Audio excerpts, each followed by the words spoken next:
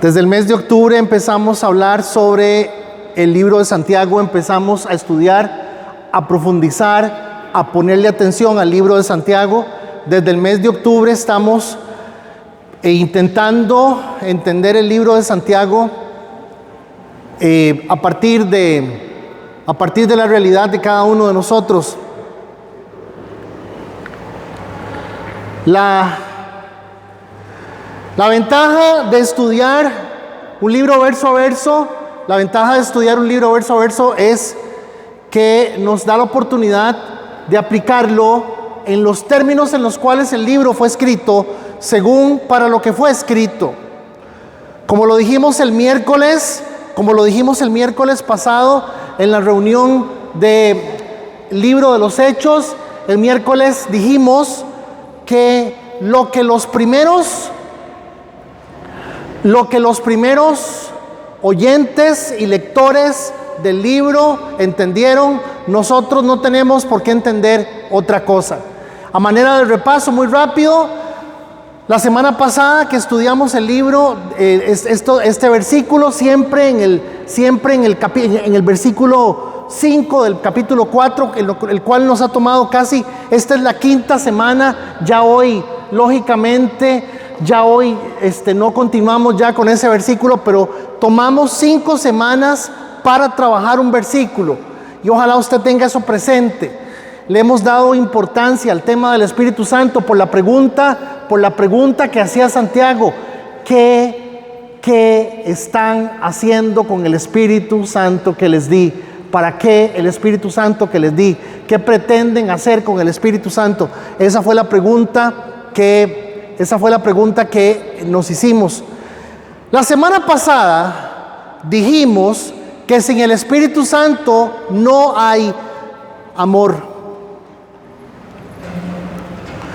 La semana pasada dijimos que no es posible amar sin el Espíritu Santo, porque Romanos 5:5 dice que el amor de Dios ha sido puesto en nuestros corazones por medio del Espíritu Santo. La semana pasada dijimos que el concepto de felicidad que se pueda tener, nunca se define si no está la presencia del Espíritu de Dios en nosotros, porque la palabra dice claramente en Romanos 14:17 que el reino de Dios no es comida ni bebida, sino justicia, gozo y paz del Espíritu Santo.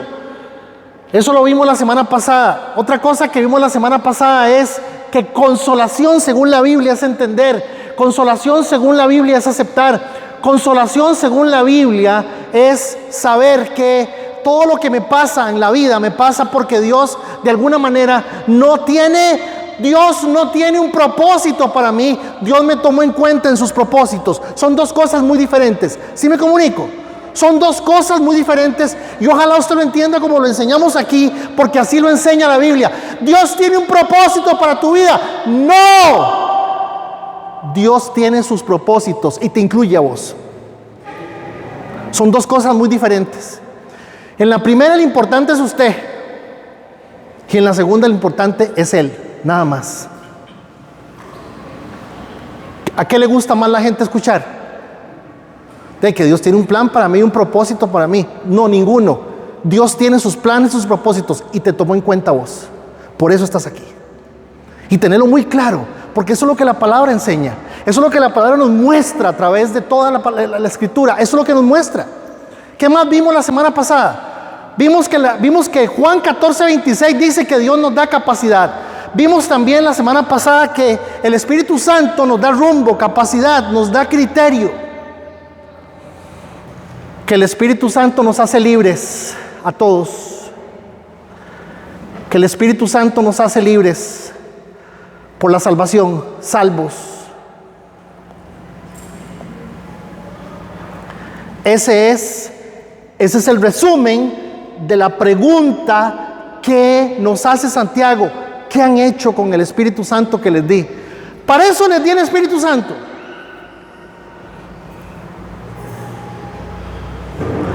Para estar haciendo lo que están haciendo, ¿por qué mejor no me lo devuelven? Les dije, hay una sensación en la forma en que lo escribe Santiago que podría decirse que se está reclamando.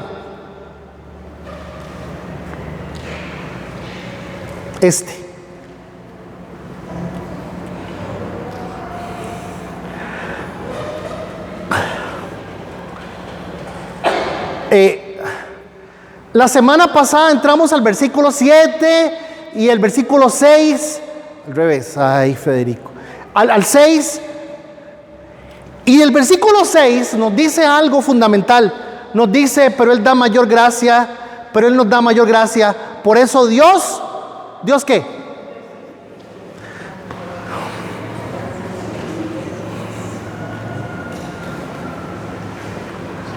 Amados hermanos, escuchar que el diablo está en contra de uno no está escuchando uno nada, ¿no?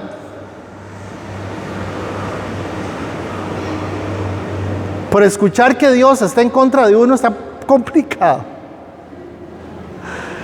Si usted está leyendo bien el texto que tiene en la pantalla que dice resistir, la Biblia dice que al orgulloso no le sale, pero ni la cegua. ¿Me estoy comunicando? La palabra resistir significa que al orgulloso no le sale, pero ni...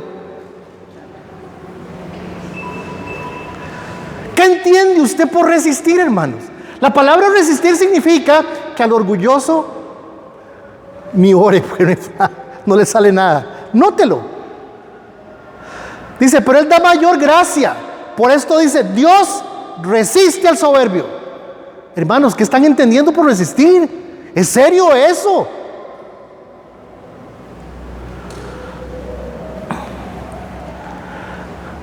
¿Sabe qué nos están diciendo? Revise bien porque usted está haciendo las cosas. Y algunos de ustedes hacen las cosas por ganar.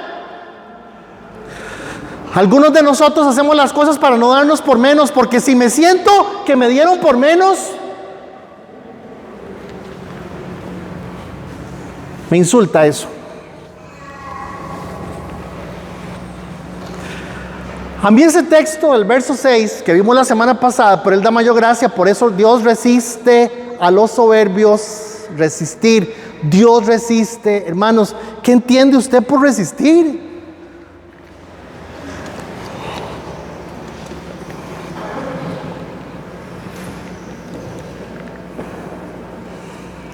Yo no sé, la palabra resistir ahí significa Dios se pone en contra de los soberbios. La palabra resistir ahí significa Dios se opone a los planes de la gente soberbia. La palabra resistir ahí significa que la gente soberbia no tiene la bendición de Dios en las cosas que hace. ¿Qué parte de resistir no estamos entendiendo? Ahora, ustedes me conocen, la pregunta que nos hacemos a todos esta mañana es: ¿cuántas de las cosas que hemos hecho en la vida no las habremos hecho a partir de nuestra propia esfuerzo, nuestra propia lucha, porque Dios simplemente no lo autorizó, no quiso, Dios no lo aprobó, Dios no lo bendijo y yo lo hice? Hermanos, la palabra resistir ahí, ¿cómo vamos a dejar ese versículo 6 ahí sin tomarlo en cuenta cuando lo que está diciendo es que los planes, que los proyectos, que las ideas de la gente orgullosa no prosperan por orgullo? Y hablar de orgullo, bueno, esto lo vimos la semana pasada. Y el versículo 8, que es el que sigue, acérquense al Señor y Él se acercará a ustedes. Y inmediatamente dice, acérquense a Dios y Él se acercará a ustedes pecadores, limpien las manos y ustedes los de doble ánimo, purifiquen sus corazones. Versículo 8.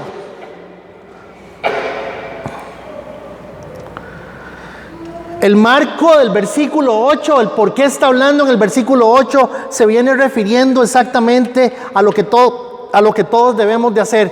Yo escribí las notas porque tuve un problemilla aquí con el aparato y las escribí, las imprimí por cualquier cosa, pero dice la Biblia, se define el orgullo, esto no lo dice la Biblia, se define el orgullo como exceso de estimación hacia uno mismo.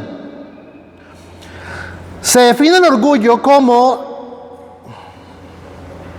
Exceso de estimación hacia los propios méritos por los cuales la persona se cree superior a las demás.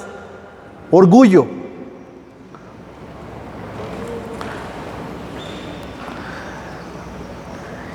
Me hizo mucha gracia porque se pone el ejemplo de la persona que ha dado su vida por sus hijos, que les ha dado estudio, carro, casa, avión, lancha, cohete, y dice que los hijos les paga con ingratitud. Está hablando de una persona terriblemente orgullosa.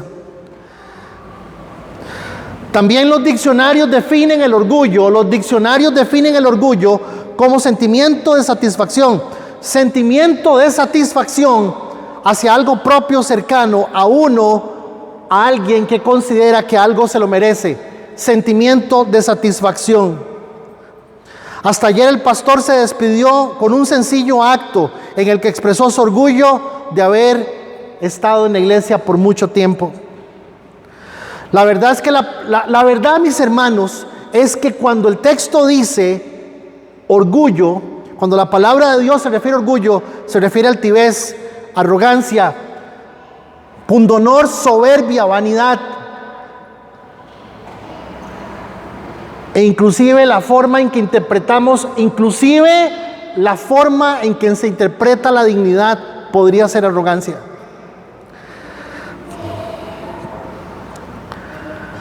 La palabra orgullo tiene una connotación positiva y una connotación negativa, en función del contexto y el sentimiento que representa. La palabra orgullo es un término despectivo cuando se refiere a un sentimiento excesivo de satisfacción que una persona tiene de sí misma, de acuerdo con sus características y cualidades y acciones.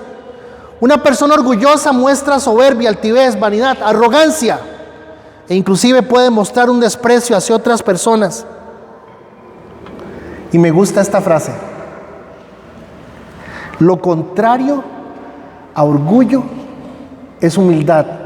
Totalmente falso, porque la palabra de Dios dice otra cosa.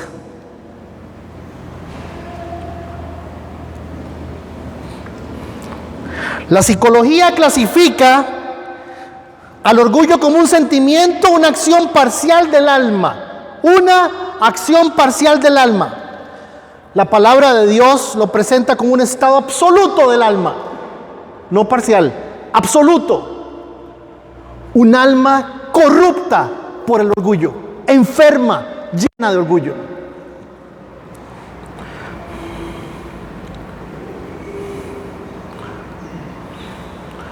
Cuando la Biblia se refiere a orgullo, se refiere a pensamiento orgulloso, emociones orgullosas, acciones consecuentes con ese pensamiento y ese orgullo. Proverbios 11:2 dice: con el orgullo viene el escándalo, con la humildad la sabiduría. Es más, según el texto de Proverbios 11:2, la sabiduría está condicionada a la acción del orgullo, dependiendo del porcentaje de sabiduría que esté en nuestras vidas. Marcos 7:20 dice que el orgullo es una construcción del corazón humano, voluntario, consciente e intencional. Eso lo dice Marcos 7:20. La palabra de Dios dice que el orgullo Dios lo aborrece, y la arrogancia. Y no solo reafirma que es un estado del corazón, sino que dice que se expresa un lenguaje perverso y una mala conducta.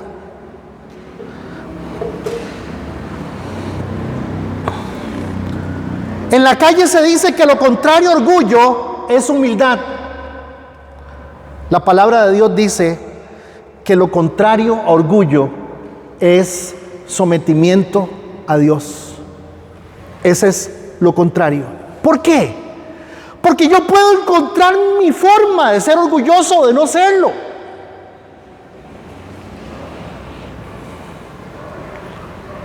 Y yo puedo decirles a ustedes que yo tengo una actitud humilde. Lo que yo diga es paja comparado con lo que Dios puede decir. Yo puedo pensar, mis amados hermanos, que yo tengo la actitud correcta y humilde.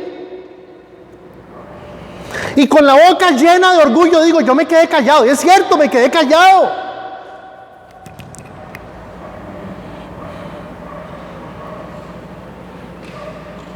Orgullo en la calle es lo contrario, es humildad. En la palabra de Dios es someterse a Dios. Porque quien se somete a Dios encuentra la definición de las cosas como son.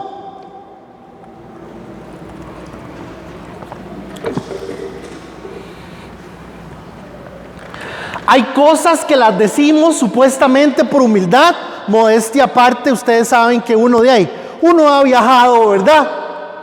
Uno ha andado por todo lado en el mundo, ¿verdad? Y uno sabe, 60 países, modestia aparte. Orgullo, hermanos.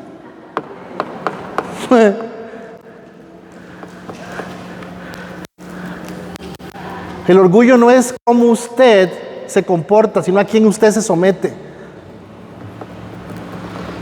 Y la palabra dice, no, quédese callado, renuncia a esto. La palabra nos enseña otra escala de ver las cosas.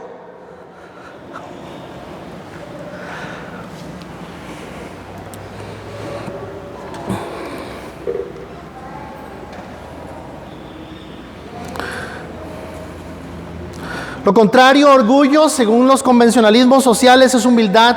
En la palabra, lo contrario, humildad, sometimiento a Dios. Proverbios 29:23 dice, al decir será enaltecido, hace referencia a que la humildad es la consecuencia de algo superior. La humildad es consecuencia de algo superior, y lo superior a la humildad es someterse a Dios. Solamente quien se somete a Dios. Hace unos días, hablando con una señora, me decía, le digo, señora, es que lo que la Biblia dice es que cada esposa respete a su marido. Respeto, ¿cómo le dicen? Así me dijo, mate, deme la lista, que es respetarlo. Hermanos, cada uno de ustedes va a encontrar su idea de cómo usted se va a presentar a sí mismo como una persona humilde, pero solamente Dios es quien dice si lo que está haciendo usted o no es humildad o no, producto de someterse a Él. De por sí, por definición, no hay forma de poder tener una manifestación de la vida de Dios en nosotros si no nos sometemos a Dios. Es exactamente lo que está diciendo el texto. Acérquese a Dios. Ahora, la palabra acercarse es bien interesante. Acérquese a Dios.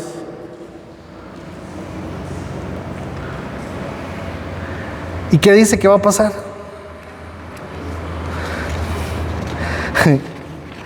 La Biblia dice, demuéstrele a Dios que a usted le interesa, y Él se acerca. Acérquese a Dios y Él se acerca. ¿Qué te está diciendo? De señales de que hay alguien más importante que usted sobre la faz de la tierra. ¿Quién? ¿De Dios?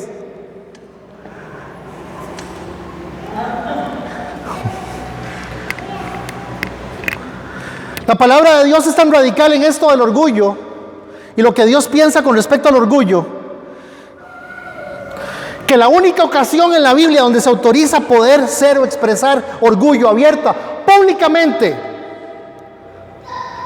de algo es cuando el Señor dice en 2 Corintios 10, 17, 18, más bien si alguien ha de gloriarse, que se gloríe en el Señor. Porque no es aprobado el que se recomienda a sí mismo. Escúcheme, dice 2 Corintios 10, 17 al 18, no es aprobado el que se recomienda, los humildes, no es aprobado. Hoy vine con una camiseta de ropa americana, usted me entiende, ¿ve? Porque yo no ando comprando esa ropa. Orgullo.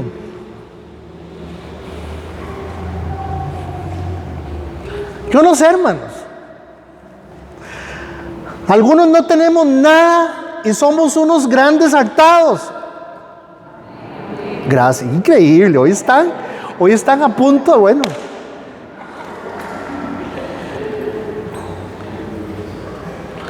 Algunos otros tenemos porque estamos hasta aquí de deudas y también somos hartados. Gracias.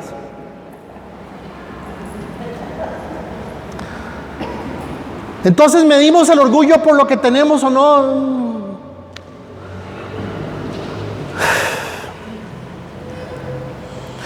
Porque no es aprobado el que se recomienda a sí mismo, sino aquel a quien recomienda el Señor. Oigan esto. No es aprobado el que se recomienda a sí mismo, sino aquel a quien recomienda el Señor.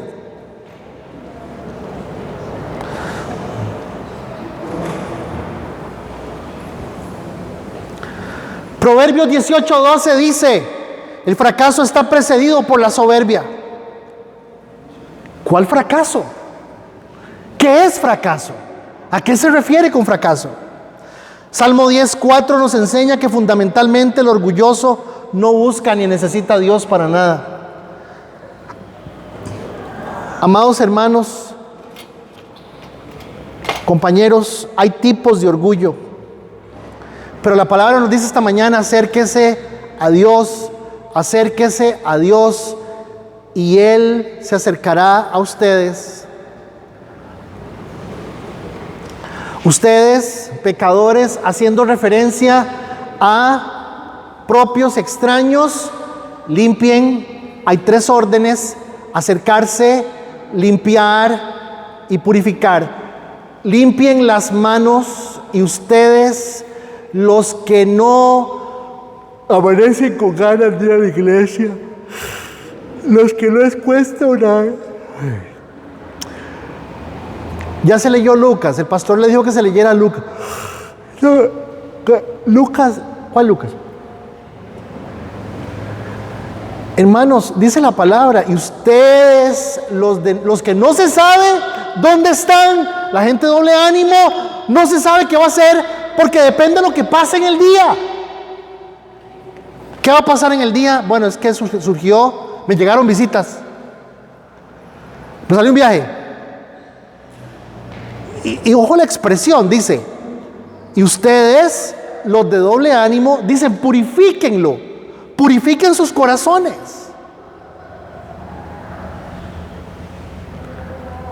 Si somos de doble ánimo con las cosas de Dios, somos de doble ánimo con todo, con todo.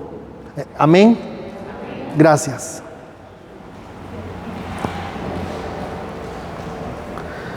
Me fascina el versículo 9. El versículo 9 es el versículo más positivo que me he encontrado en la Biblia.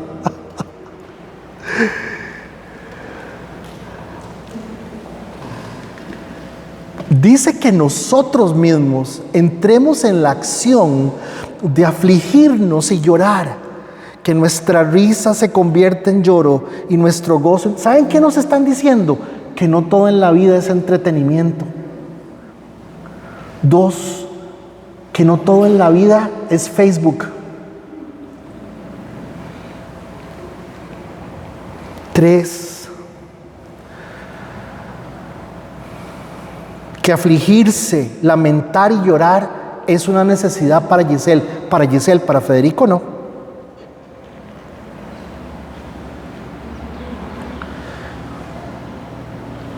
Que es sano, que es importante en nuestras vidas de vez en cuando, que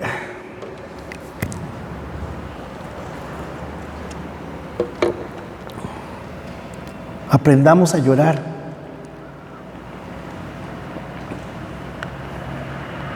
Pero no me diga a mí que se puso a llorar por una película que estaba viendo.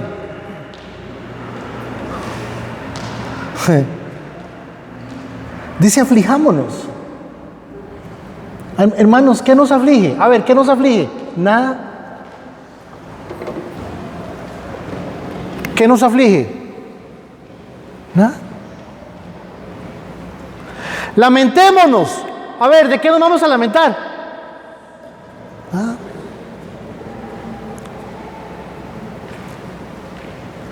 Voy a decir una cosa y no les va a gustar, les va a sonar bien feo, pero lo voy a decir.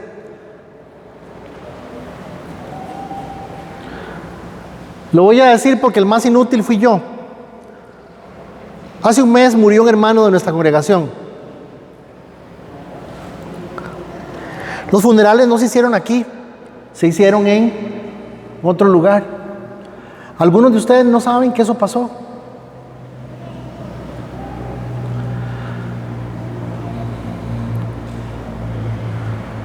Yo no estoy diciendo que toda la iglesia tenía que haber estado metida en el funeral de alguien. Pero recuerdan lo que hablamos el miércoles del asunto de los hechos. Vamos a estudiar hechos para saber que Pablo hablaba griego, arameo, hebreo, latín. ¿Para qué? Hermanos, algo tiene que pasar con nosotros, porque somos insensibles ante muchas cosas.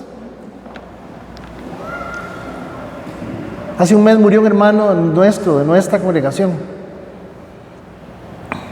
Yo no le estoy diciendo a usted que levantáramos plata para recoger plata para una ofrenda, para comprar unas flores, ni que le compráramos un diario a la familia. Simplemente lo que le estoy diciendo a usted es que por lo menos pudo haber estado en el funeral un momentito.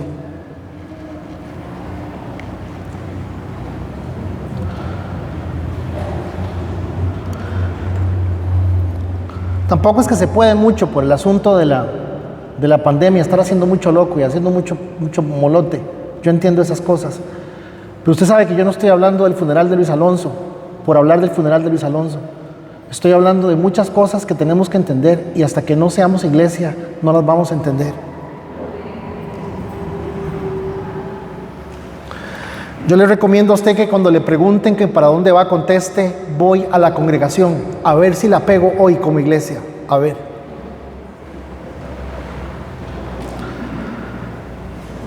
Dice: aflijámonos.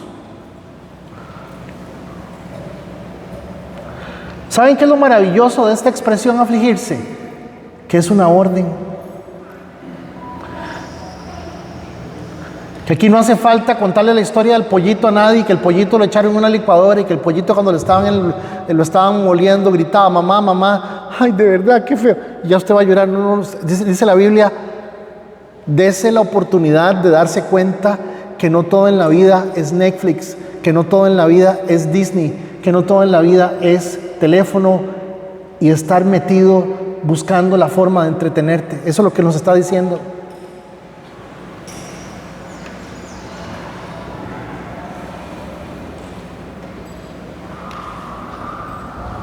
Hace unos días iba para San José y había un choque de una señora. Yo vi que el carro de la señora estaba intacto y el otro carro había quedado así.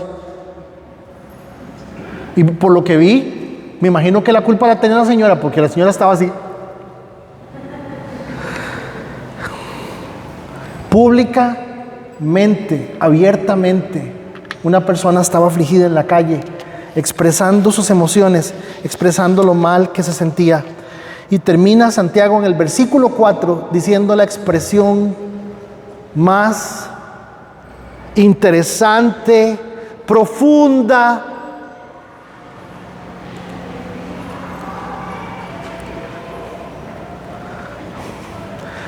Y esta es la razón por la cual lo contrario orgullo no es humildad, es someterse a Dios. Dice: humíllese, humillémonos delante del Señor y Él nos exaltará. Wow.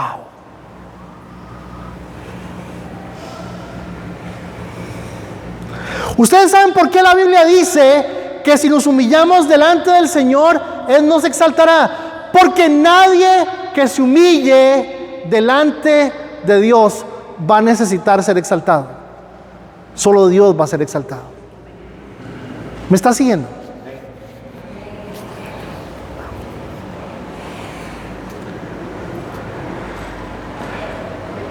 Es más, ¿quiere que le diga una cosa? Ese versículo tiene cáscara de banano.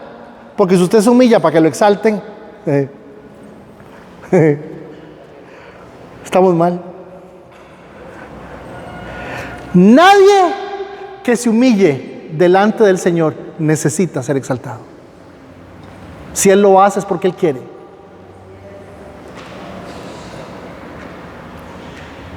Señor, te doy gracias en esta mañana.